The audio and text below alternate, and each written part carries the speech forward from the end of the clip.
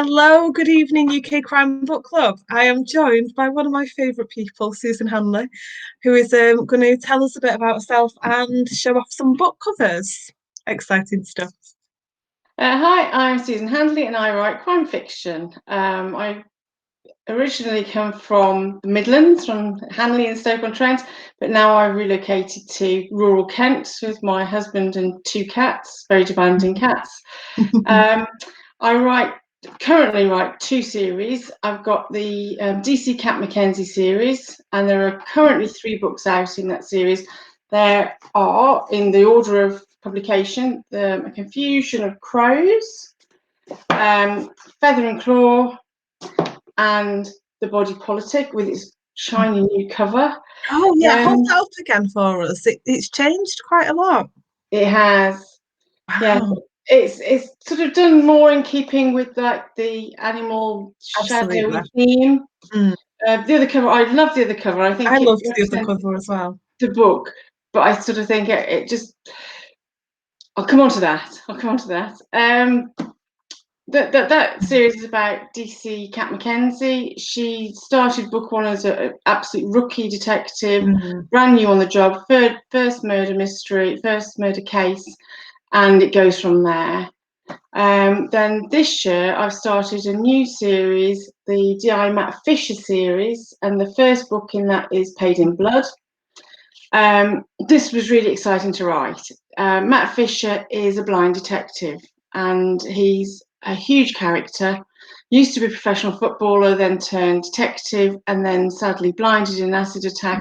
And this is the first book in the series where he's got to prove he's still got what it takes to be a detective. So that's this in a nutshell. Well, it's not an easy thing, is it, to write a crime fiction series with a blind detective? No. I know that must have been nerve-wracking. It wasn't really, because I sort of wrote it before I stopped to think how difficult it would be, which sounds a bit bonkers, but there were a few catalysts that made me stop and think about the story I wanted to tell. One of them was about how there are some incredibly heroic, fantastic people with such resilience that no matter what life throws at them, they seem to just pick themselves up, dust themselves off, and get on with things. And not only get on with things, but excel. And I wanted to tell the story of somebody that could be like that, but actually to tell it properly, not that they just ended up popping out as being just sheer brilliance and it was all a lovely story. To try and show some of the trials and tribulations and the pitfalls and the struggles they have.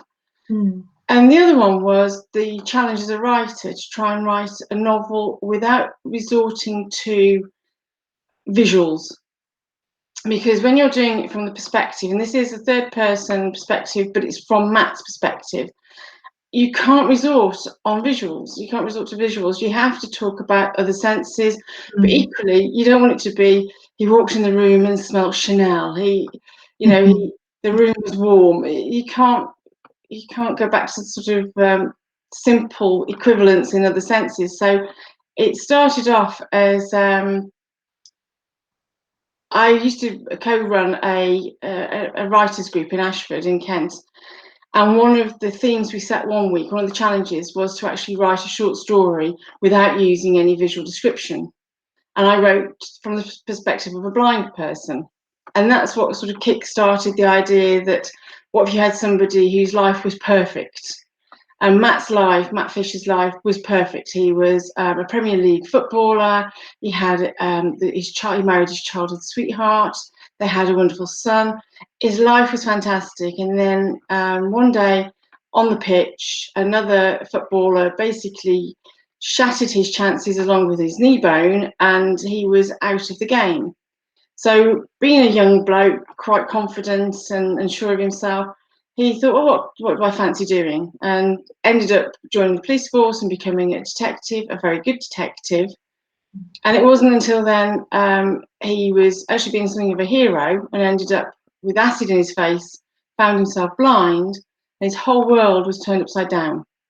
And that's where the story almost starts. The story starts with he's been back on the force for 9 months. being given nothing more than paperwork essentially to do. Busy work. Yes, yeah. But a chance comes up when the only other DIs are unavailable, and it's the murder of a very high-profile celebrity. That Matt thinks, right, this is my chance. His union reps have fought him to stay on the force by basically saying the police owe him a duty of care to give him the opportunity to continue his life's ambition, really, to continue with the job, because why would it be treated as any other disability? So provided he was given support, he should be able to do it. Now is his chance. And Matt starts off being very confident, and we see him waver, and we see his confidence grow. Anyway, it's the typical story of somebody trying to find their feet in a world that isn't their natural environment. So it was a great challenge, really good fun to write. I bet it was, and it was. He's so realistic. I know what you mean about just giving him, things that would really happen. You've not just made it really easy for him. You've not made it ridiculously harder than it needs to be for him. You've just walked him through different situations that he would find himself in. Yeah, I mean, I was very lucky in that I had people advising me. I mean, I spoke to you yourself, Sam, because you don't mind saying your mum's blind, and so you gave me a few pointers. But I was really lucky to have somebody that is a guide dog user who is blind himself, who read a very early draft and was able to give me some pointers as to actually just some of the real life things you come across when you're newly blind. And he was great. Some of the advice he gave me about just walking with a stick. And when you're walking along and it hits something on the ground, and obviously you don't know you've hit something, and it sticks in the ground, and before you know it, it's stuck in your stomach, and you're like winded. And so some of those things I try to then incorporate. But again, like you said, without being ridiculous, without having him walking into walls or falling down manholes and things like that. He does have a support network around him. He's got a guide dog, Luna.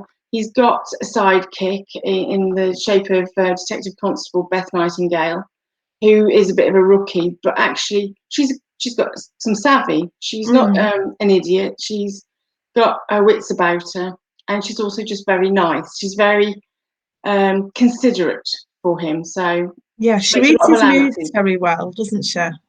She does make allowances, but she reads his moods very well.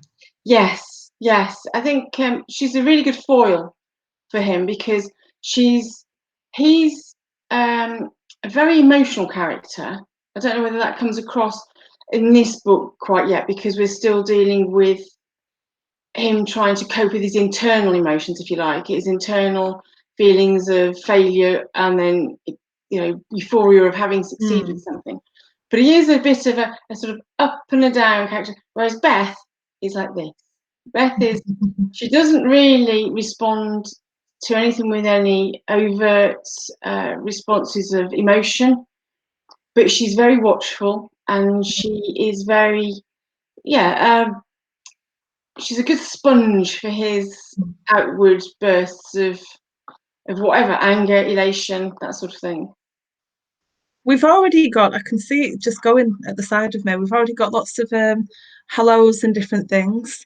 So Lucy's pinned us to the top, which means we're at the top of the group, really easy to find, which is fantastic. Thank you, Lucy. And she says hello. Kaz says hello to us both. Hi, Kaz. Tony Millington says evening. Hi, Tony. Meg Jolette. Meg, you really need to read it. She's saying that she loves the sound of this. It's fantastic. I was really, really lucky. We have got some questions and she's downloaded it. Even better. Thanks, Meg. Oh, fantastic. Thank you. I was really lucky because I think this is possibly, it was definitely the first time it had ever happened to me where somebody had sent me the book before it had even gone to their editor. So I was really kind of really thrilled to be reading it and to see it. And it was, you've not changed much. There hasn't needed to be really anything done to it. Well, I think my editor changed bits, but not massive amounts. Yeah. It's always difficult. No, there wasn't massive amounts changed. My husband always reads the very first copy of anything, and he's probably my harshest critic because he's a pedant. He's a total pedant.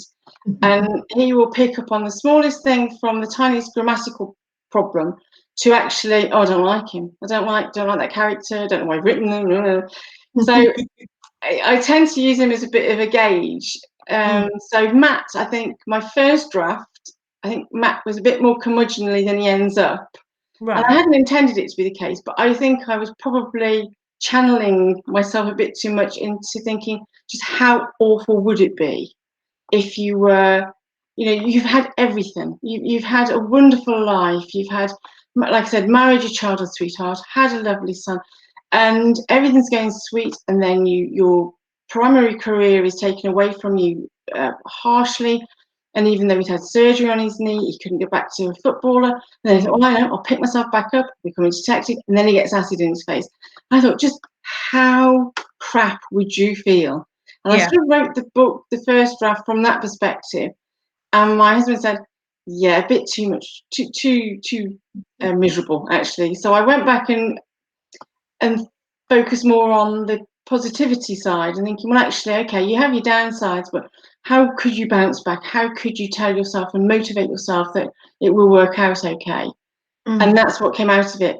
So the draft you got, short of going to the editor for copy edit, really, it hasn't changed very much at all now. His It's relationship with terrifying. Luna. Matt's relationship with Luna is one that develops just in such a gorgeous way throughout. Well, he How is hasn't that? had a long, because obviously he's not been blind long. So you have to sort of put that in perspective. He's not been blind. He hasn't been blind for a year, and he's very lucky because of his job. He's managed to get a dog, not just because of the job, because of his other characteristics. But he's never had a dog before, so it's been a whole new learning curve. Thankfully, I did do some research on the Guide Dogs for the Blind organisation, and the support they provide for the people who have their dogs is phenomenal. It really is. Right down to buying their food for them, their training. They are working dogs. They're seen very much as working dogs. But the owners or the people who keep the dogs are very much taught to be reliant on them and trust them. And that's what Matt learns to do, which is really lovely. It's such an enormous task when you think of it in those terms. When you think of just how much trust, and I've grown up around guide dogs, so I've been around. I always used to imagine that they'd be kind of very calm and very serene, and when they're working, they very much are. And when they're not, the amount of different personalities that you'll see, and that's a nice thing to get across as well. That I it think, is such a big deal that they are always doing the job when it's the time. The rest of the time, they're a dog. yes, yes. I mean, I hadn't appreciated that things like meal times, they blow a whistle. You have a whistle blown to say it's time to eat. And this is all about this continual training to make the dog behave in a certain way when it's appropriate.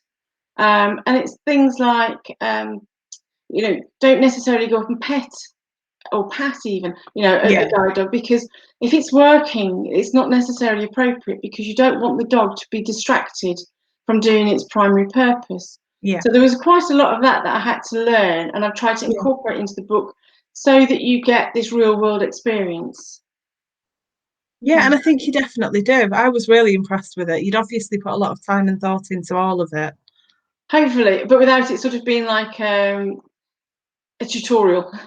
Yeah, it definitely You want wasn't a to, tutorial. no, it has to feature as part of real life, but get the details right. Kaz says, lovely to see you both. She has questions. So, as an ex-Stokey, can you explain oatcakes to Sam? I tried, but I didn't do very well. What is this interview turning into, Caroline Master? Oh God, oatcakes are one of my favourite foods. I mean, sadly, my mum died a few years ago, but before she died, she used to send me food parcels down, and they would be like 30 oatcakes, and I'd parcel them up into threes and fours, and then freeze them. They are about, about this big. They're very flat. Mm. and they're made. They're like a batter. They're a bit like a pancake batter, but with ground oats in them. And you have oatcake shops. You have a shop, and you go in, and it's just a great big griddle pan Mm. and great big vats of batter, and they pour a big ladle of batter on these things, and they stand there and they fry and they turn them over, and you walk out of normally by a dozen or half dozen, and you have them for breakfast with melted cheese on. They're just the best. I don't eat meat, but Mm. people will have bacon and cheese, and you just have them usually for breakfast. I do know people that have jam on them, but no, melted with cheese. And I could just have them cold with a little bit of butter spread on them, and just, yeah, absolutely fantastic. I don't know why places like Waitrose or Marks and Spencers don't just get in on the act and sell them, because I'm sure there must be loads of ex-Stokies. And Derbyshire as well, a lot of people around that sort of area in the Midlands, I'm sure there's loads of us that would snaffle them up. Need to write a letter to Tesco or Waitrose or Yeah. somewhere. I've Once tried one to does make them it, they'll all myself, but they catch never work out so well. on. Go on Dragon's Den with your idea. Yeah. Maybe get a stall in every Tesco. They don't have delis anymore though, but anyway, No. gone off on a tangent as usual. Have you ever been to see the haunted Spitfire in Stoke? Says Kaz. Oh, is at the museum? Is this at the Handley Have Museum? no clue. God, I've seen loads of Spitfires around Handley, because I think they invented the Spitfire at Handley. I think, and the museum, there's got one, used to be one outside. I mean, I haven't been back there for such a long time, but there were a lot of Spitfires around Handley. But what And about a Stoke. haunted one? Hmm? Have you heard of the haunted Spitfire? No, no, I might have done, but I can't remember it. No, Kaz. Move on. um, Kaz has asked, were you inspired by Daredevil with the blind detective? Now, I don't understand that question. I'm assuming Daredevil is the Marvel character. Is Oh, I it don't Marvel? know. I'm going to get shouted at. No, because I don't know who Daredevil is. So sorry, no. Kaz wants to know, would you go to Tales on Trent? So I've not got my calendar in front of me. In May, March or May next year, I don't know. um, I don't know anything there's about an it. event Hmm? called Tales on Trent. It's a multi-genre author event, and I have got the date written down somewhere because I'm going, but I don't know where Oh, I've put it. well, I'll definitely look into it. I didn't know about it, but yeah, it definitely sounds something I would be I'll interested send in. you a link. I'll send you a Yeah, link yeah. afterwards. So they're having I wish I could remember the date off the top of my head, but me and dates. It's not written down, it doesn't happen. Kaz, can you Google it and tell us when it is? I feel like it's the 16th of May, but I'm probably completely wrong. So Well, good. you've already answered Kaz's question. Did you chat to blind people in preparation for the books? How much chatting did you have to do? Were there certain things that you'd written and then you went back to and, after having a discussion with somebody and changed things? The way I approached it was the main research I did was online. Mm. So I did quite a lot of just Googling. I mean, I can't remember his name now. There's a very funny blind comic, American guy, or maybe Mm. Canadian, I'm not sure. And he does a lot of sketches about how blind people aren't Superman. Because there's this perception that if you're blind, you've got a heightened sense of smell or hearing. And I watched that, but he also did some other quite sensible, shorter pieces about what it's like.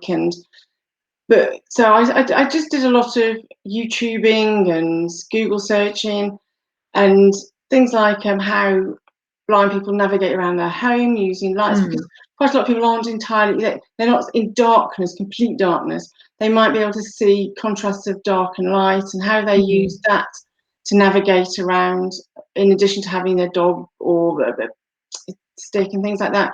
So I wrote the first draft entirely from internet research, and then I sent that amended draft once we sorted Matt's character out. Mm. Then I sent that amended draft out for comments to yourself, to the guy the blind guy with the guide dog who offered to read it for me, Mm. and to a detective inspector in Kent Police as well, because I wanted to make sure that I hadn't gone so far off the wall, really, in terms of how much support would the police be able to offer. I wasn't bothered so much about whether management would go down that line of saying, well, actually, we've got a duty of care to give this guy an opportunity, because I think that would be down to individual forces, it would be down to individual union reps to push them. But I wanted to make sure that on the ground, in a crime scene, the way I portrayed it would be reasonable and would be achievable. And so that's how I did it. Yeah. We talked, and I won't talk about what the scene is because I won't spoil it for anybody, but we've talked about various aspects of it where you have put Matt in a situation where he does need assistance to move from that situation to somewhere else. And it wasn't done in a, everything you've done has had this lightness of touch to it. There's no slapstick farcicalness. It really is just a real thing of what the hell am I going to do in this situation? And knowing that he is going to need some help and having that moment of, I really need to find a good balance. This is from Matt's point of view. I need to find a good balance of being able to do the day-to-day stuff. And I need to accept that, yes, I can do a lot myself, but I do need a bit of help sometimes as well. And it's quite a humbling moment in the book for him. I think there are a couple of humbling moments. I think where he reverts to type a bit, where he almost forgets he's blind. So he's in a situation, he's doing something, and then something happens that just throws him off balance a bit. And he reacts the way he would have done before he was blind, only the outcome isn't the same because he can't see where he is and he can't see how that's going to impact. And so he might bang his head or he might stub his toe and that sort of thing. And I've tried to do it where it's not comedic, but it's actually real life, where I'm a bit of a klutz. I'm not a huge klutz, but if somebody, I tend to sort of run around 100 miles an hour quite often, around my own house even, and if somebody moves something like 6 inches to the right, you can guarantee I'll stub my toe on it because it wasn't there when I walked past last time, because I'm generally not looking where I'm going because I'm doing something else. And I tried to sort of tap into that a bit, and I thought, well, that's what Matt would be like, because he's relying on what he's always done and how he's always done it. So the first time he goes back to his house that he's lived in for years, he's struggling. Where's the doorstep? Where's the doorknob? The bell. He thinks he knows where it is, but he then has a crisis of confidence, and he's like, he doesn't know anymore, and you can feel his doubt and his frustration. So I've tried to inject elements of that without actually writing the whole book about it, because on the whole he's a very optimistic, very upbeat, very positive sort of guy, but occasionally these little things just crop in that he hadn't anticipated, that it's almost like somebody hit him on the head and saying, you're not quite as good as you think you are, mate. And I think that's quite good because it's a bit of a level for him. Yeah, absolutely agreed. TG says hello to us Hello. both, and she wants to know which of your characters annoy you the most. Oh, well, actually, I've got a new character in the fourth Cat Mackenzie book has been finished. I'm editing it now, and there's a character in there called Darren Crawley, who I hate. And I'm having a real job of having to rein it in so he's not totally, horrible from the off. But so he's probably, but nobody knows about him. It's usually just the murderers, the bad guys. There's not all of them. Some of them aren't as bad because some of them have motivations that you can understand. Yeah. But some of them are just nasty. And like in the first book, in The Confusion of Crows, there's one character that actually you realise how hollow they are. And you can't tell from the beginning. It's only when you get towards the end that you realise actually the only thing they care about is themselves. The only person they'd ever look out for is themselves. They're totally selfish. They're quite manipulative. They're quite good at covering their tracks. And that sort of person I don't like, because I think actually for people to stand up and be counted and say what they believe is one thing, but for people to pretend they're something that they're not in order to satisfy their own needs and manipulate other people on that Yeah. basis, I think are probably the ones I don't like the most. I can't say No, any I know you specific. can't really go into it. I'm sat here going, mouth shut. Yeah, so it is difficult to say, but it's the type of person rather than a specific character. Mm. Yeah, I think that's a good way of looking at it. Um, Meg Jolly wants to know which part of the main character's journey do you most resonate with? So this was when we were talking about Matt Fisher. In Paid in Blood. I think it's his ability to give himself a bit of a talking to, dust himself off, and say, "Okay, mate, things aren't going quite as well as you expected. Everything isn't Mm, roses out there. Just get on with it. Try again, and if you fall over, try again and try again." I mean, I've had quite a lot of different jobs and different career choices. I trained as a chemist. I got a degree in chemistry. I got a doctorate in chemistry. And then when I finished, it was the big recession in the early 90s. There were no chemistry mm, jobs. And mm, despite trying to get a job, trying and trying and trying, I couldn't. So I retrained as an accountant. Um, and then several years into being an accountant, I realised I didn't really like being an accountant. So I then went into senior management and didn't much like that either. And all the time I was writing in my spare time, and I just mm, thought, well, actually give it a go. And lo and behold, it isn't that easy. It's not that mm, easy to become a writer. It really isn't that mm. easy to sell as a writer. And the whole thing, the whole industry around indie writers is a minefield. Yeah, And when you're trying to do it on an absolute shoestring budget, as in no budget, what you make is what you spend.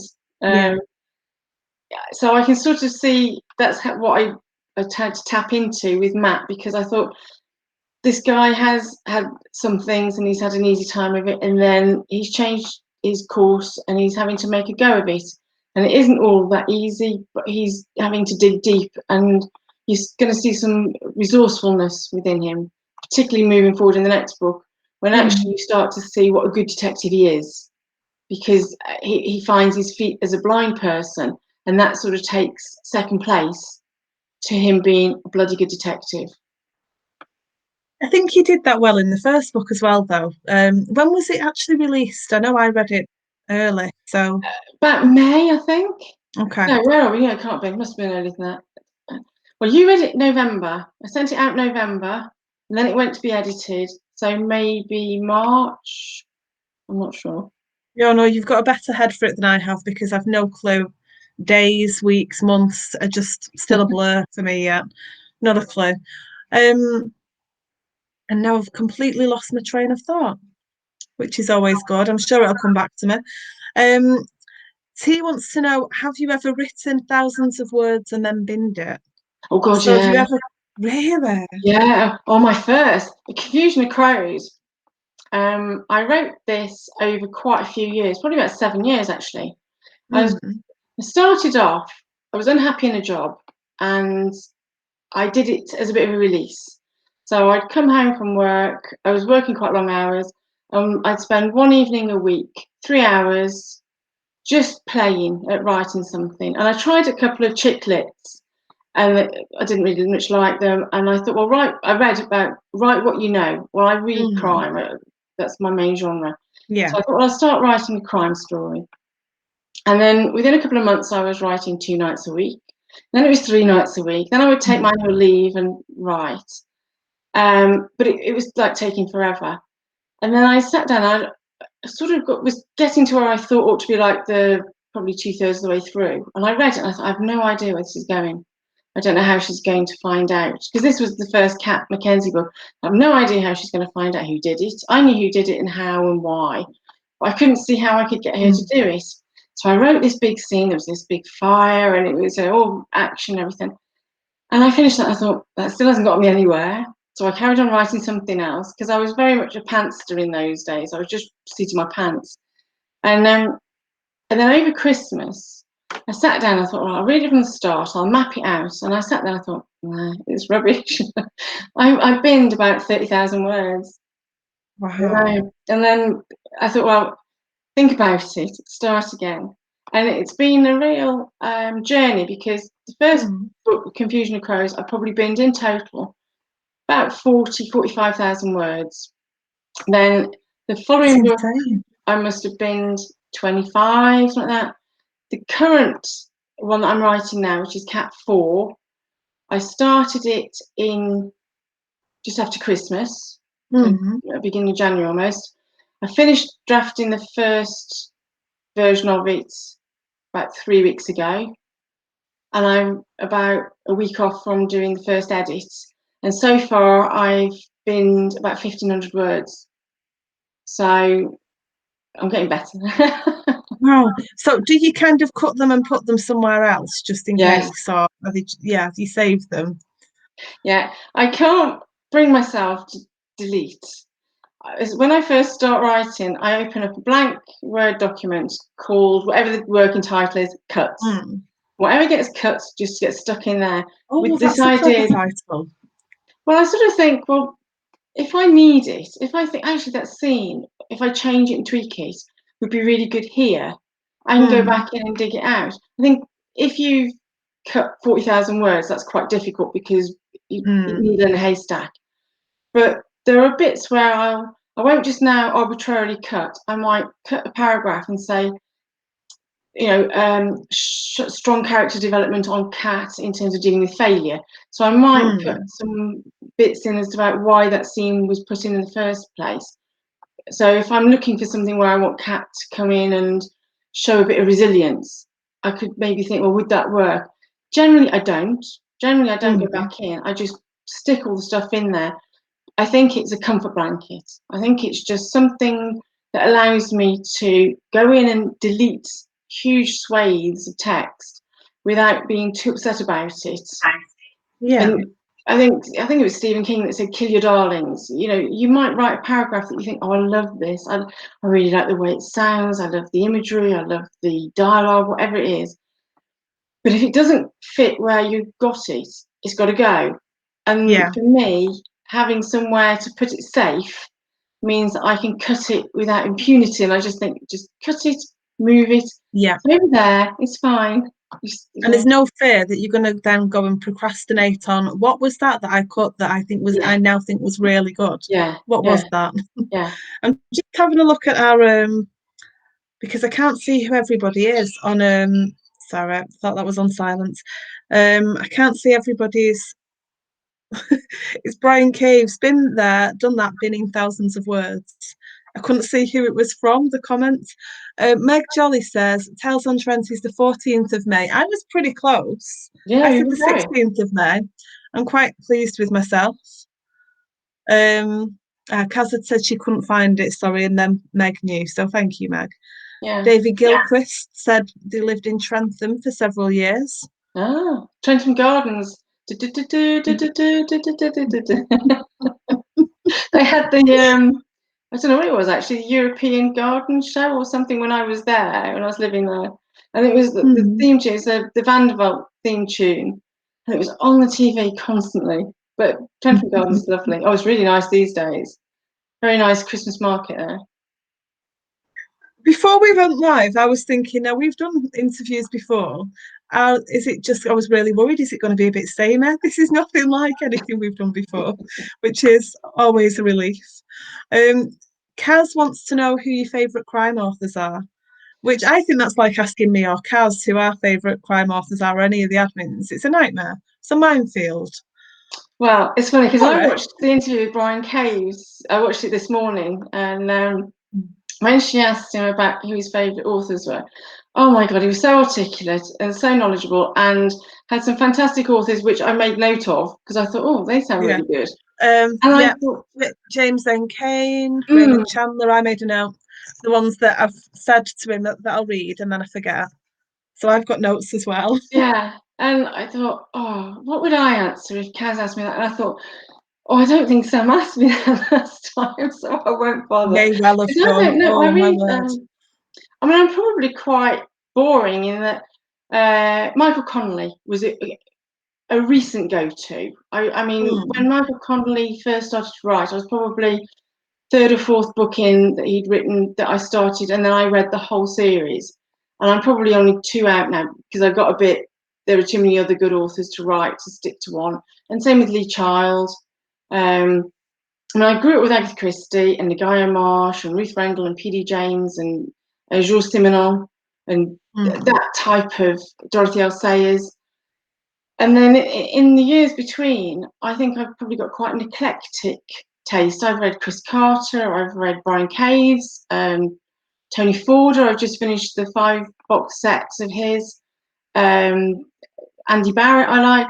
I've got a lot of recommendations from the UK Crime Book Club because I think it's great to support other indie authors, and I've discovered some fantastic ones. Kath Middleton, you know, there's loads and loads of writers that I've got found one like of that. Kath. But I also, I thought actually, the book club bingo was really good because I came across authors that I would never have probably even heard of, because trying to find somebody to fit the, because rather than just do a line, I tried to fill the whole thing in, to do everything.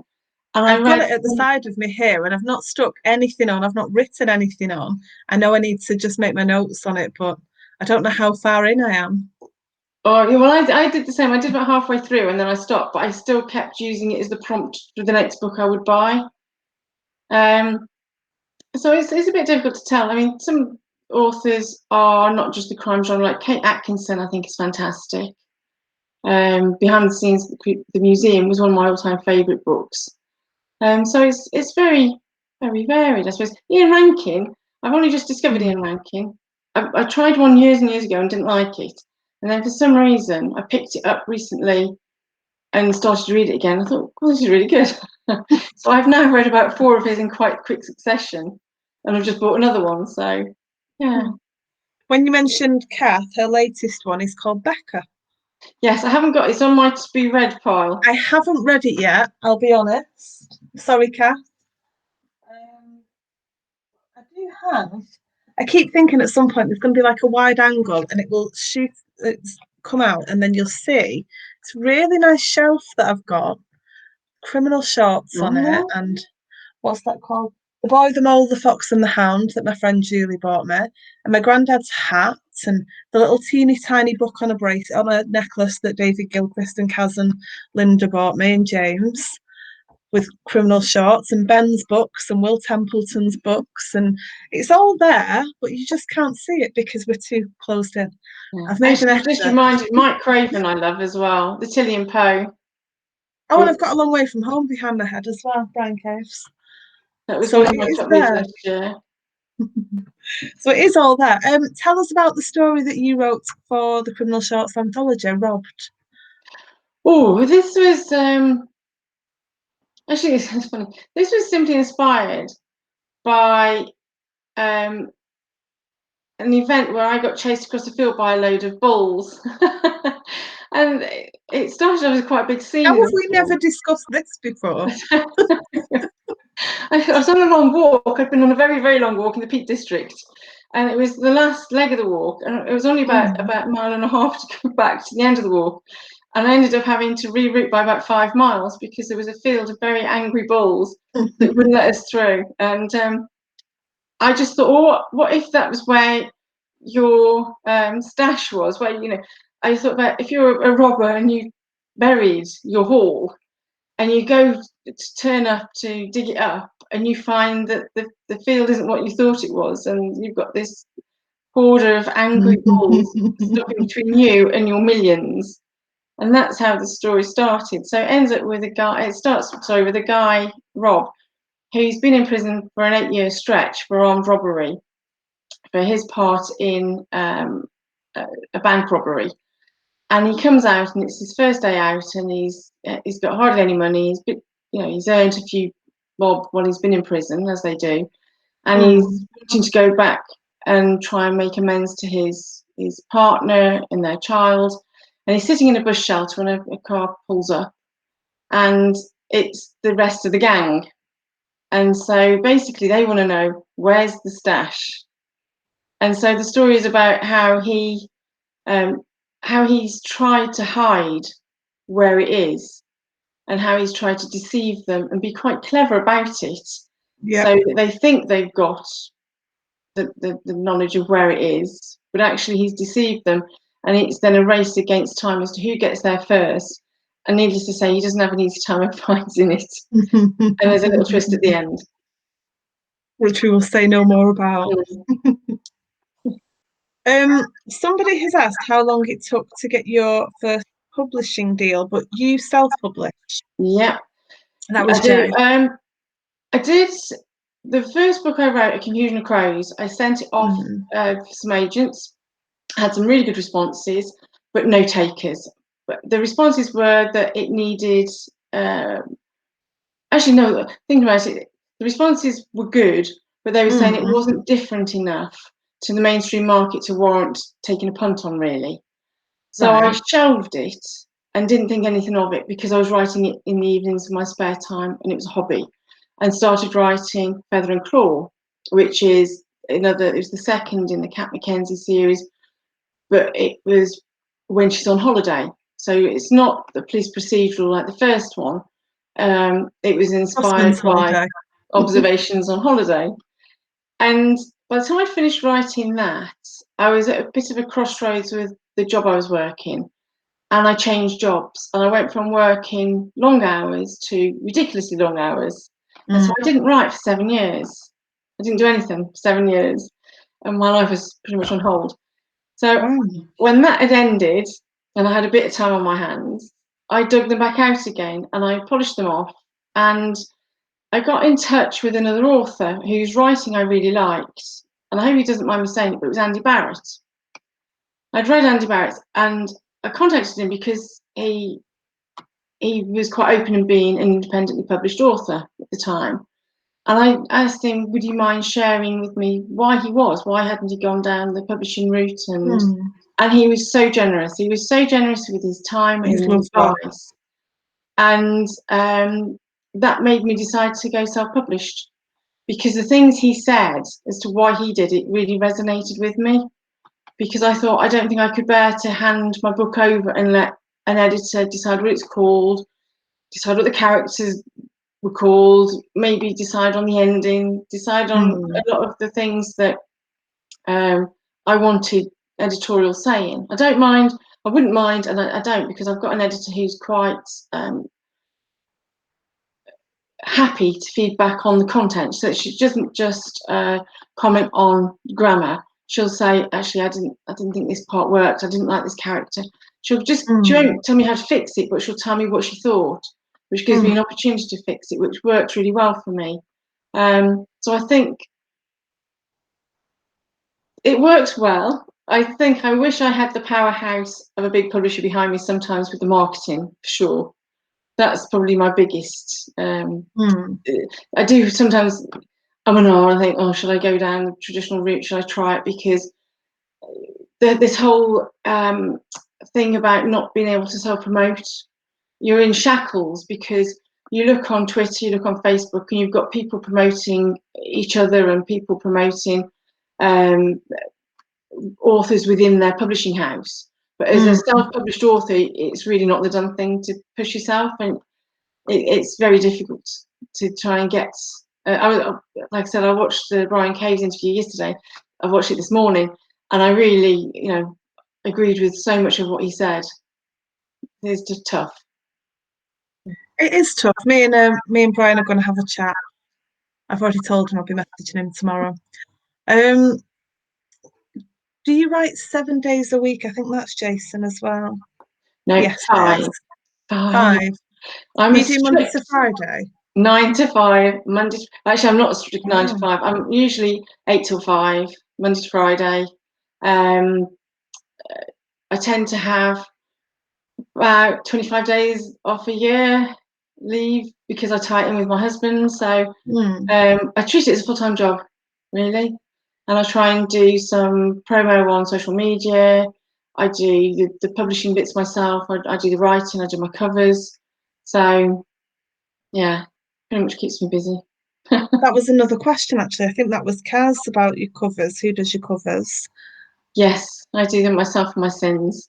That's been I enjoy doing them. I Mm, really enjoy doing them. The biggest source of angst, I suppose, is the covers, because you haven't got, like I said, with the big publishing houses, you haven't got anybody that's looking at what the market's doing, and it's really hard because you might read on, I mean, the UK Crime Book Club, you see quite often a debate about covers, and people mm. always like say, well, you've got a woman in a red coat walking away, and I thought, well, I don't want a woman in a red coat walking away because I wanted something to stand out.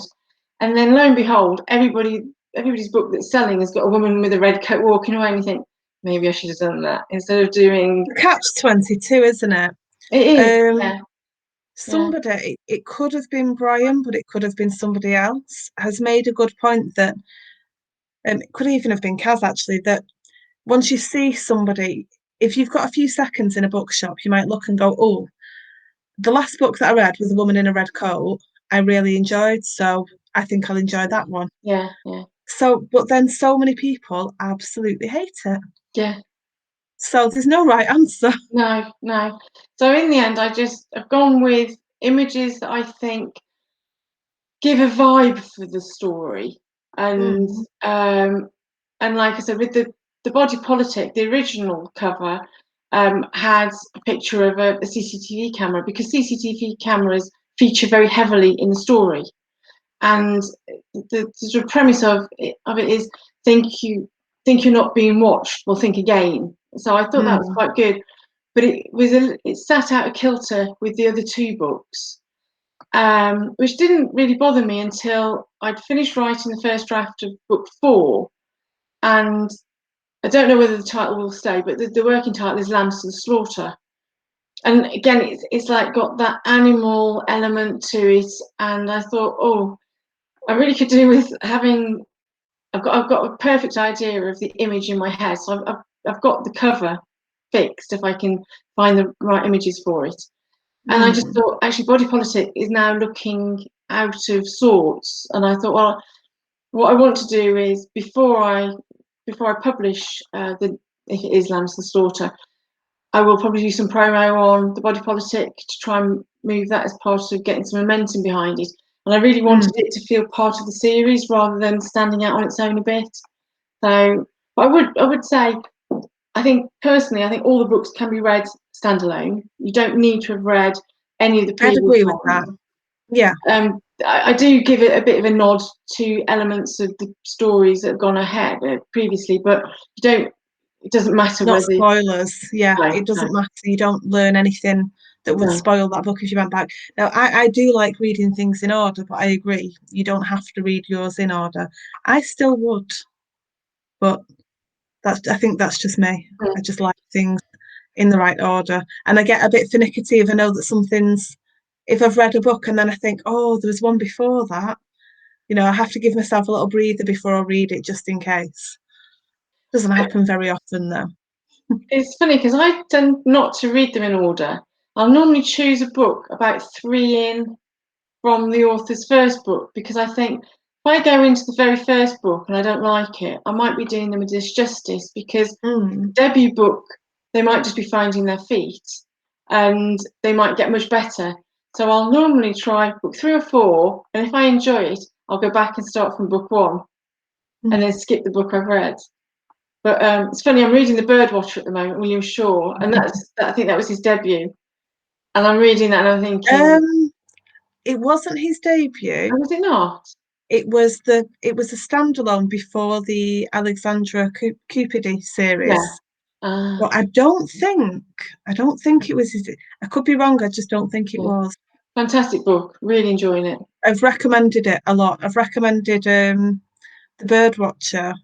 Yeah, Mm. it was on offer last week or the week Yeah, well, I before. bought it when you recommended it, and I thought it it was might have Dungeness, been. and I Yeah, thought, oh, I know the area. I know the area very well. I've cycled along there quite a few times. I think it's there. I was Oh, thinking where on my shelf is it? I try and move them around so that there's always something different on display. But a lot of stuff's on my Kindle though. All of your books are on my Kindle, yeah. which doesn't help.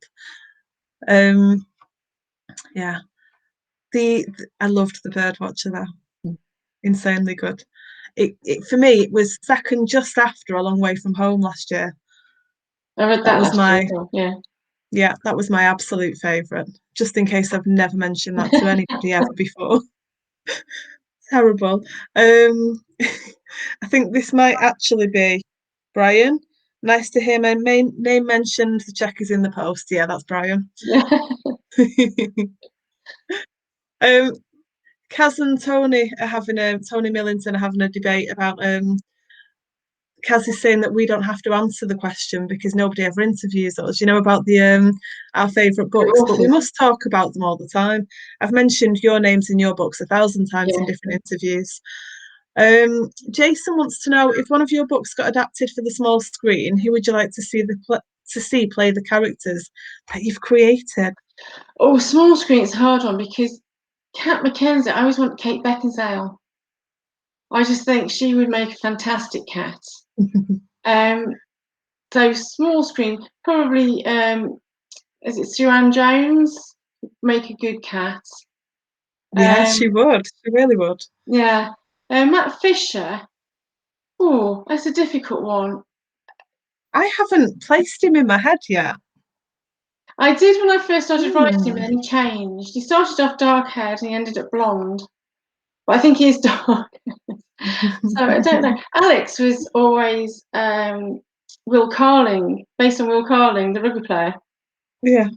So obviously he wouldn't play him on the small screen because he'd be too. Oh, I'll tell you who, Lee Mead. He'd be a good Right, Alex. okay. Yeah, he'd be a good Alex for sure. That was really Matt, good. I always feel mean putting people on the spot like that because some people go straight away like, "Oh," and you weren't sure for a second, but then you knew. I'd still be going, I don't know. I don't know. I can see Don't him in have a my head. clue. You have to think who would be a good actor or actress equivalent. Like I said, I thought it Mm. was Cat was based in my head on Kate Beckinsale. Alex was Will Carling right from the off. Matt, yeah, Matt. I think it was Paul Michael Glazier to start with. The guy who played Hutch in Starsky and Hutch. I think Mm. that's how he started looking, but taller, more football-y. Fair enough.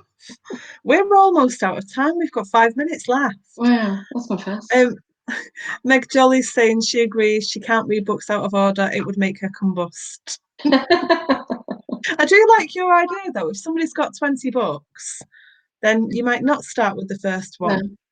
I've You done it might with start even with the most every recent big one. author I've read, like Trish Cornwell. I did that with Michael Connolly, Lee Child, Hmm. even Mike Craven. I didn't read the first one first, and Steve Kavanagh.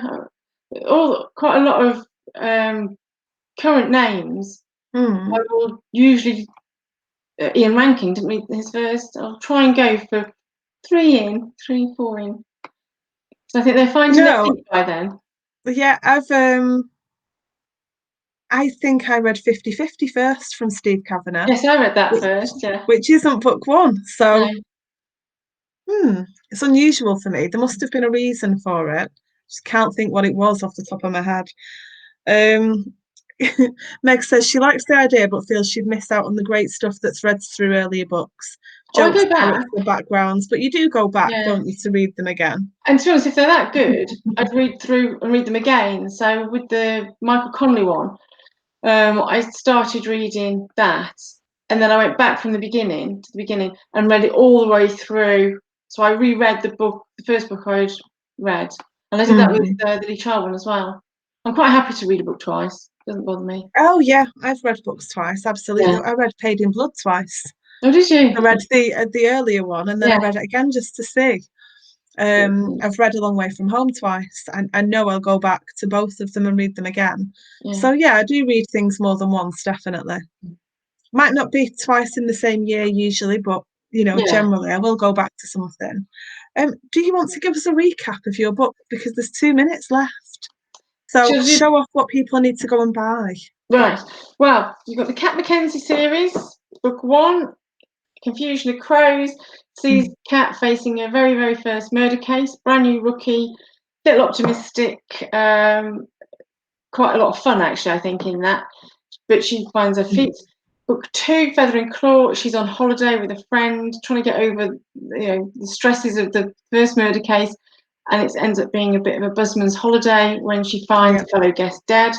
And then the body politic, where she really starts to find her feet and goes it alone a bit more, and learns a lot of lessons and a lot of secrets. And then, like we've talked about the most, Paid in Blood, featuring D.I. Matt Fisher, who is a blind detective, but let's not say that defines him. That's just who he is. So this is Matt's first case back after being blinded in an acid attack, where he's got to find out, has he still got what it takes to be a good detective? And did you say you've already written part of book 2? Book 2 and Paid in Matt Fisher, no, that starts in about a fortnight. I've got the outline of the plot ready in my head. So once I finish the first, once you finish Cat book 4, the Cat one, then that'll be started. But yeah, probably 2 weeks' time, I'll be starting. Wow. Fresh sheet of paper, getting it down. I look forward to reading both. Thank you so much for joining us. Thank you. And letting us keep bringing you back. I'm glad you managed to talk about some different things. Good. It is funny. I did worry, and then I thought, no, we'll be fine, because we tend to talk about everything under the sun, me and you, so knew we'd be fine. We've got some lovely comments thanking us for a great interview as well, and Meg's saying thank you for the insight into your books. Really excited to discover a great new to me author. Thank you. I hope you really enjoyed the book. So thank you to everyone for your questions and comments tonight. Yeah. It's been lovely. Thanks for everybody. Thank you.